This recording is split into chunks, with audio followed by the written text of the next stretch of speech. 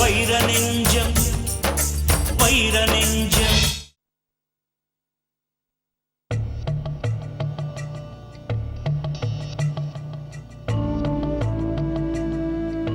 சக்தி, ஜீவாக்கு phone பண்ணிட்டியா?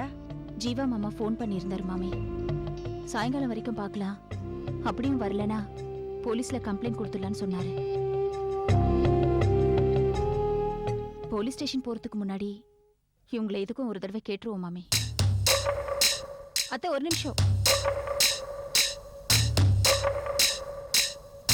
உங்ககிட்ட கொஞ்சம் பேசணும். சொல்லு. இதுக்கு மேலே நான் பொறுமையா உட்கார்ந்து ரூம்ல அழுதுட்டு இருக்கிறதுல பிரயோஜனம் இல்லைன்னு தோணும். அவரை காணும்னு போலீஸ்ல கம்ப்ளைண்ட் கொடுக்க போறேன்.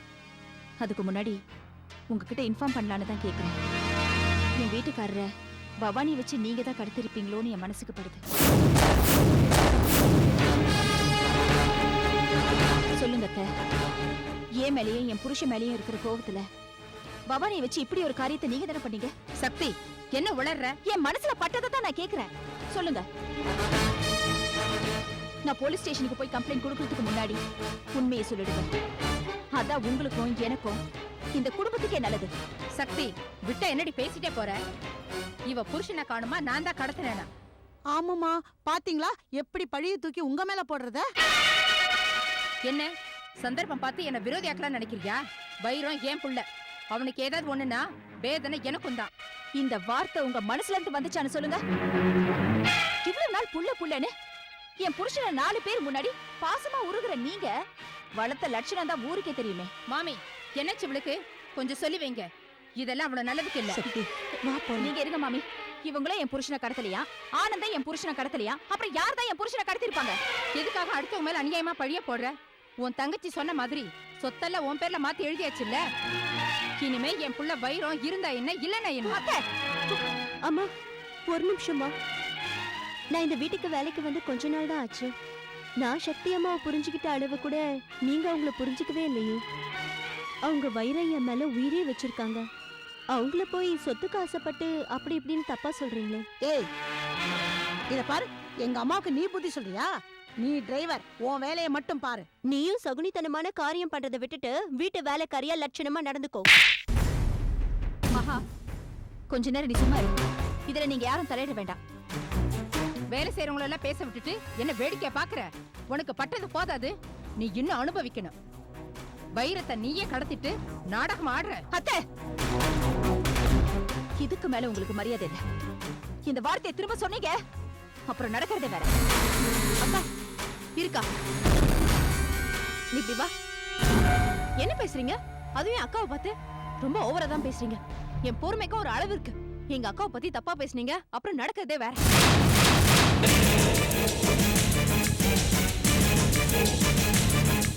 நந்தினி, நீ சும்மா இருக்கா? நம்மள யாரும் எதுவும் பண்ணிட முடியாது. நந்தினி, நீங்க எப்படி பேசுற? இங்க பாருப்பா, சக்தி ஏற்கனவே சங்கடத்தில் இருக்கிறா. நீ வேற புலம்பி அவளை கஷ்டப்படுத்திடாத.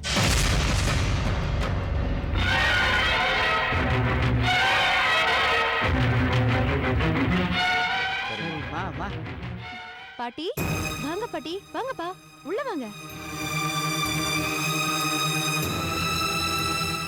சக்தி, மா சக்தி, மாப்பிள்ள வந்துட்டாரம்மா. இல்லப்பா, நான் இங்கே வர்றதுக்குள்ளே என் பேரனை கொண்டு வந்து சேர்க்கணும்னு 30 வேண்டிக்கிட்டு வந்திருக்கிறேன். என் பிரார்த்தனை அவள் காதில் விழல போல் இருக்கு. எப்படியாவது அவள் மனசு இறங்கி வைரத்தை உங்ககிட்ட கொண்டு வந்து சேர்த்துருவா. இந்தாம்மா பிரசாதத்தை வச்சுக்கோ. எதுக்கு இந்த பொண்ணுக்கு மட்டும் சோதனைக்கு மேலே சோதனை வருதோ தெரியல. இப்போத்தான் சண்டை போட்டு பிரிஞ்சு மறுபடி ஒன்றா சேர்ந்துட்டீங்கன்னு சந்தோஷப்பட்டேன். அதுக்குள்ளே இப்படி ஆயிப்போச்சே. ஏன் பாட்டி, மேலும் மேலும் 2 பேரும் இந்த மாதிரி பேசி அக்காவை வருத்தப்பட வைக்கதான் இங்க வந்தீங்களா?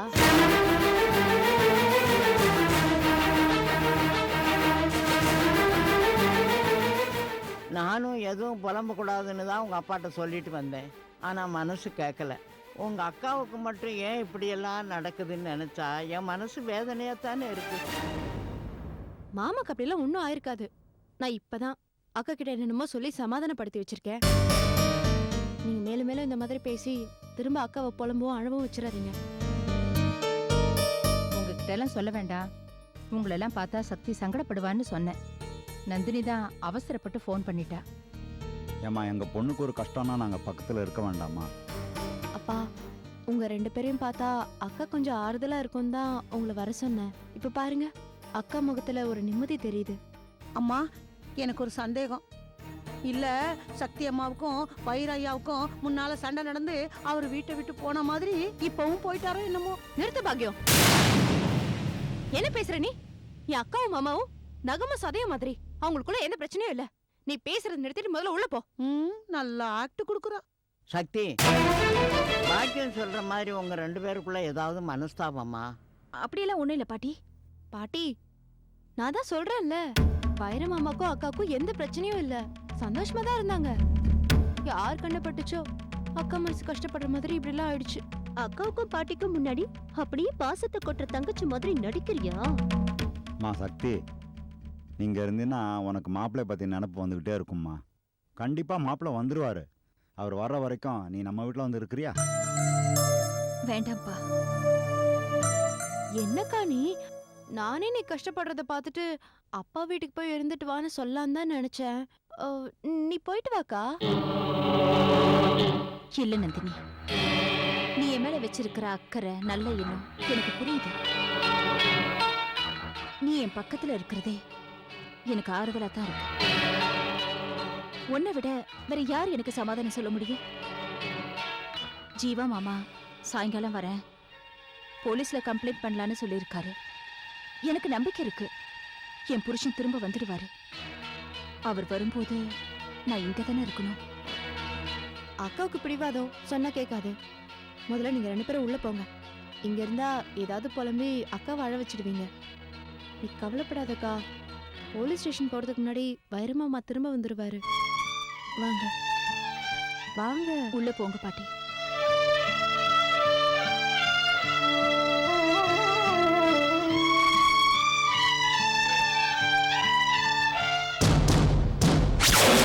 நமக்குள்ள நடந்த இந்த பிரச்சனையும் அப்பாக்கும் பாட்டிக்கும் சொல்லாம இருந்ததுக்கு ரொம்ப தேங்க்ஸ்.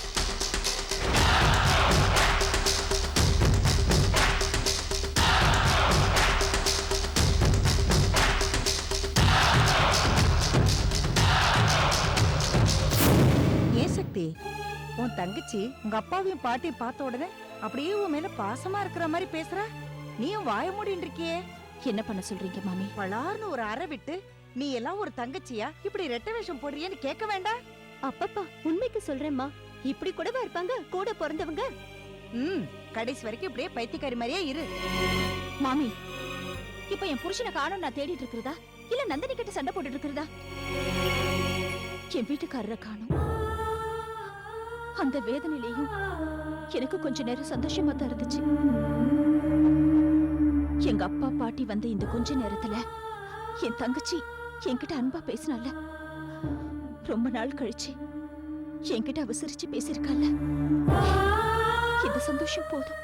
கூட பரப்புனா உன்ன மாதிரி இருக்கணும், அது கொடுப்பன. உன் தங்கச்சி மாதிரி இருந்தா தினம் தினம் வேதனை தான்.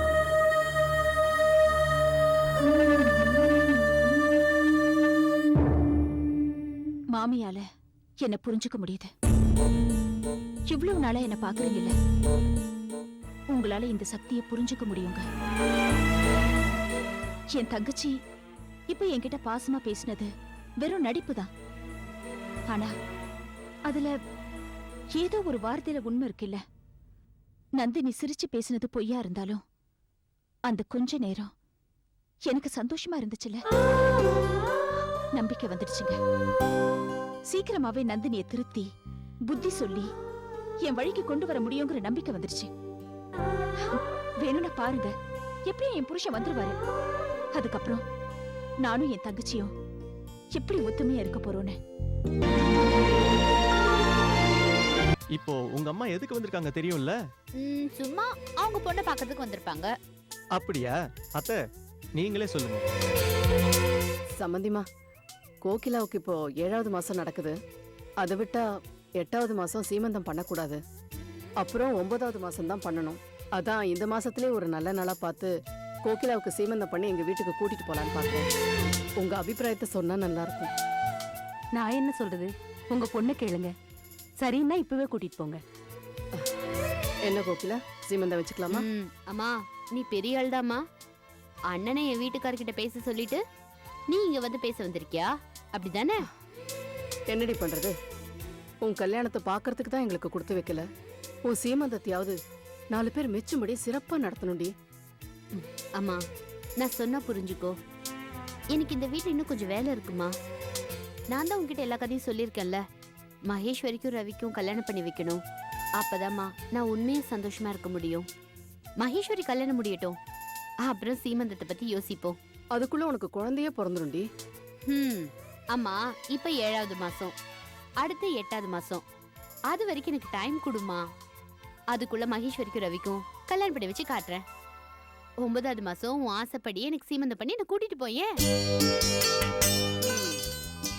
உன் புடிவாதத்தை நீ என்னைக்கு விட்டு கொடுத்துருக்க? இந்த பாரு, 9வது மாசம் ஆன உடனே சீமந்தத்தை பண்ணி நம்ம வீட்டுக்கு கூட்டிட்டு போயிடுவேன். அவ்வளவுதான். சரி சம்பந்திமா, இந்த காலத்து பிள்ளைங்க எல்லாம் கல்யாணத்துக்கு அப்புறம் எங்க பெத்தவங்க பேச்சு கேக்குறாங்க சொல்லுங்க. உங்களுக்கு ஒரு விஷயம் தெரியுமா? பொண்டாட்டிக்கு ஆசையா நெக்லஸ் வாங்கிட்டு வந்திருக்கான். பெத்தோ ஒருத்தி குத்துக்கலாட்டு இங்க நிக்கிற, எங்க கண்டுக்கிறான் சொல்லுங்க. மா உனக்கு நான் எதுவும் வாங்கி கொடுத்ததே இல்லையா? சும்மா ஒரு பேச்சுக்கு சொன்னேன்டா. அதான் அத்தைக்கு அப்பவே முகம் வாடி போச்சு. நாளைக்கே அத்தைக்கு ஒரு முத்துமாலை வாங்கி கொடுத்துருங்க. பொடி இவ ஒருத்தி. ஓ வயசுக்கு நகையெல்லாம் போட்டு அழகு பார்க்கணும், இந்த வயசுக்கு எனக்கு எதுக்கு? இந்த வார்த்தையிலேயே வயசாயிடுச்சுன்ற வருத்தம் தெரியுது. இப்ப நீ வாங்க போற, உங்க அம்மா இருக்காங்கன்னு பாக்குறேன். எப்பவும் இப்படிதான் விளையாடிட்டே இருப்பா. சம்பந்திமா, இப்பதான் புரியுது உங்க மருமக ஏன் அம்மா வீட்டுக்கு வரமாட்டேங்கிறான்னு. நீங்க தான் அவளை அம்மாக்கு மேல எப்படி கவனிச்சுக்கிறீங்க. இவ்வளவு சந்தோஷமா இருந்தா அவளுக்கு அம்மா நினைப்பு எப்படி வரும்? மனசுக்கு ரொம்ப நிறைவா இருக்கு சம்பந்திமா, நிம்மதியா இருக்கு.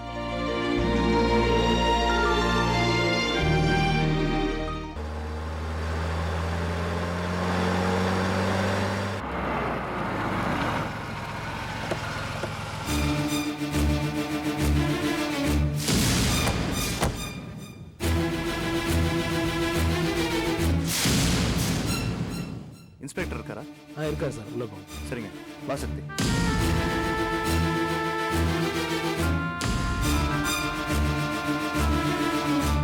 வணக்கம் இன்ஸ்பெக்டர். வாங்க ஜீவன் சார், உட்காருங்க. உட்கார்.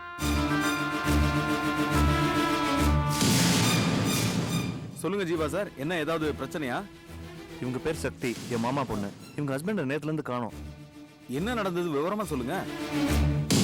சார், காலையில கம்பெனிக்கு தான் கிளம்பி போனாரு. பிசினஸ் விஷயமா எங்க பார்ட்னர்ஸ் இங்க ஹோட்டல்ல தங்கி இருந்தாங்க. அவங்கள பார்த்துட்டு அப்படியே கம்பெனிக்கு போயிடுவேன்னு சொல்லிட்டு தான் கிளம்பி போனார் சார். வழியில மாலை வாங்குறதுக்காக பூக்கடை கிட்ட இறங்கி இருக்காரு. மாலை வாங்க போனவரு ரொம்ப நேரமாகியும் திரும்பி வராததுனால எங்க டிரைவர் போய் பார்த்திருக்கா. அங்க எங்கேயுமே அவர் இல்ல சார். நாங்களும் மறுபடியும் அந்த ஏரியா முழுக்க தேடி பார்த்துட்டோம். ஆனா அவரை காணோம். என்ன நடந்துச்சு, எங்க போனாருன்னு தெரியல சார். ஆமா, அது எந்த ஏரியா? தேனம்பேட்டை. நான் சொல்றேன்னு தப்பா எடுத்துக்காதீங்க ஜீவா சார். அந்த ஏரியாவில் 2 ஆக்சிடென்ட் நடந்திருக்கு. கொஞ்சம் பொறுமையா கேளுங்க. ஆக்சிடென்ட் ஆன 2 பேர் பாடியையும் அவங்க சொந்தக்காரங்க வந்து அடையாளம் காட்டிட்டாங்க.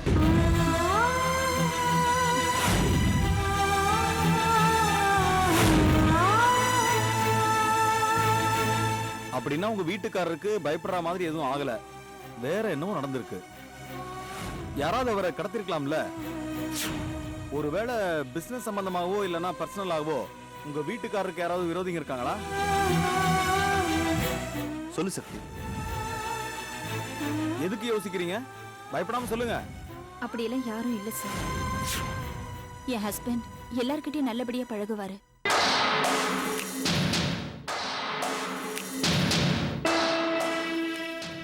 என்ன நடந்துச்சுன்னு என்னால யோசிக்க முடியல. நீங்க தான் சார் எப்படியாவது கண்டுபிடிக்கணும். கண்டிப்பா என்னால முடிஞ்ச அளவுக்கு முயற்சி பண்றேன். ஆமா, வைரத்தோட போட்டோ இருக்கா?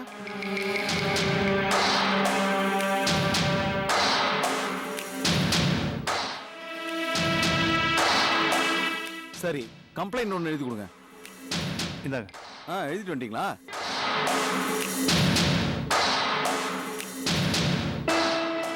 ஓகே ஜீவா சார், உங்களுக்காக என் நேரத்தை ஒதுக்கி கண்டிப்பா செய்யறேன். சரிங்க. நீங்க தைரியமா போங்க. Thank you sir.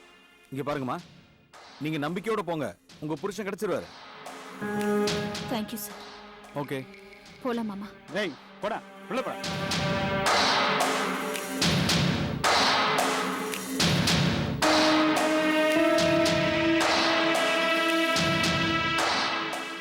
உன் மேல எனக்கு ரொம்ப கோவமா இருக்கு சக்தி. இன்ஸ்பெக்டர் தான் கேட்டார்ல, உனக்கு யார் மேலே சந்தேகம் இருக்கா, யாராவது எதிரிங்க இருக்காங்களான்னு பட்டுன்னு சொல்ல வேண்டியது தானே. என் தங்கச்சி புருஷன் ஆனந்த் மேல தான் எனக்கு சந்தேகம்னு ஏன் சொல்லல? என்ன மாமா பேசுற நீ? ஆனந்த் மேல கம்ப்ளைண்ட் கொடுத்தா நந்தினி சும்மாவா இருப்பா? அவளுக்கு மேலும் மேலும் என் மேல வெறுப்பு தான் வரும். தங்கச்சி தங்கச்சின்னு இதுக்கு மேலேயும் வாயை திறக்காம இருக்க போறியா? தங்க ஊசின்னு கண்ணியா குத்திக்க முடியும். புருஷனையே தொலைச்சிட்டு நிக்கிற இந்த நேரத்திலயும் தங்கச்சிக்கு எந்த பாதிப்பும் வரக்கூடாதுன்னு நினைக்கிற பாரு. முட்டாள் சக்தி நீ. சரி, ஆனந்த சொல்ல வேண்டாம். வைரத்தை ஏன் மதன் பாபு கடத்திருக்க கூடாது? அன்னைக்கு நீயும் வைரமும் சேர்ந்து தானே மதன் பாபு கிட்ட ரோட்ல பிரச்சனையை பண்ணீங்க. அது மட்டும் இல்ல, ஆனந்த் மதன் பாபு வீட்டுல போய் சண்டை போட்டு வந்திருக்கான். இதெல்லாத்தையும் மனசுல வச்சுக்கிட்டு கோவத்துல ஏன் மதன் பாபு வைரத்தை கடத்திருக்க கூடாது? அவன் பேரையாத இன்ஸ்பெக்டர் கிட்ட சொல்லிருக்கலாம்ல. எனக்கும் மதன் பாபு மேல சந்தேகம் இருக்கு மாமா. ஆனா மதன் பாபுவை பத்தி சொன்னா அவனோட முழு டீடைல்ஸையும் போலீஸ் கலெக்ட் பண்ணிடுவாங்க. அப்புறம் ஆனந்த்க்கும் பிரியாவுக்கும் இருக்கிற தொடர்பு வெளியில வந்துடும். அதனால குடும்ப மான மரியாதை மட்டும் இல்ல, தான் புருஷனுக்கு இன்னொருத்தியோட தொடர்பு இருக்குன்னு தெரிஞ்சா நந்தினி உயிரே விட்டுருவா. இதெல்லாம் யோசிச்சுதான் வாய் மூடிட்டு பேசாம இருந்துட்டேன். எதுக்கு எடுத்தாலும் நந்தினி நந்தினி நந்தினி. அப்போ உன் வாழ்க்கை எப்படி போனாலும் பரவாயில்ல சக்தி. தங்கச்சிக்கா விட்டு கொடுத்து இப்ப புருஷனே தொலைச்சிட்டு நிக்கிற. என்னைக்குதான் உனக்கு புத்தி வரப்போதோ. உன்னை இந்த சூழ்நிலையில பாக்குறதுக்கு எனக்கு ரொம்ப கஷ்டமா இருக்கு சக்தி. இன்னும் எத்தனை நாளைக்கு தான் இந்த மாதிரி கூட போறவங்களுக்காக கஷ்டத்தை அனுபவிச்சுட்டே இருக்க போற? பயமா இருக்கு சக்தி. நீ எப்பவும் சந்தோஷமா புருஷன் குடும்பம் குழந்தைங்கன்னு நல்லா இருக்கணும்னு மனசு சொல்லுது. ஆனா உன் வாழ்க்கையில ஏதாவது கெட்டது நடந்துருமோன்னு உள்ளுக்குள்ள ரொம்ப பயமா இருக்கு. என்ன மாமா நீ? எனக்கு என்ன பிரச்சனைனாலும் உன்கிட்ட ஓடி வந்து நிக்கிறதுக்கு என்ன காரணம்? தைரியமும் ஆறுதலும் சொல்லுவேன்னு தானே. இப்ப நீயே உடைஞ்சு போய் பேசினா நான் நம்பிக்கை எழுந்துருவேன் மாமா. சக்தி, மனசார நான் யாருக்கும் கெடுதல் பண்ணல. ஆண்டவன் எனக்கு நல்லதுதான் பண்ணுவான். அதுல சக்தி, நீ ஆனந்தியும் மதன் பாபியும் இன்ஸ்பெக்டர் கிட்ட சொல்லலங்கிற ஆதங்கத்திலையும் வருத்தத்திலையும் தான் அப்படி பேசினேன். யாரோட வாழ்க்கையும் கெடுத்துதான் எனக்கு நல்லது நடக்கும்னா அந்த நல்லது எனக்கு வேண்டாம் மாமா. அதுவும் என் கூட பொறுப்பு நந்தினி வாழ்க்கை பாதிக்கும்னா எந்த கஷ்டத்தையும் தாங்கிக்க நான் தயார். கண்டிப்பா என் புருஷன் வந்துருவாரு. நீ நினைக்கிற மாதிரி குடும்பம் குழந்தைன்னு சந்தோஷமா நான் இருப்பேன் மாமா. நீ என்ன நினைச்சு கவலைப்படாத. வா.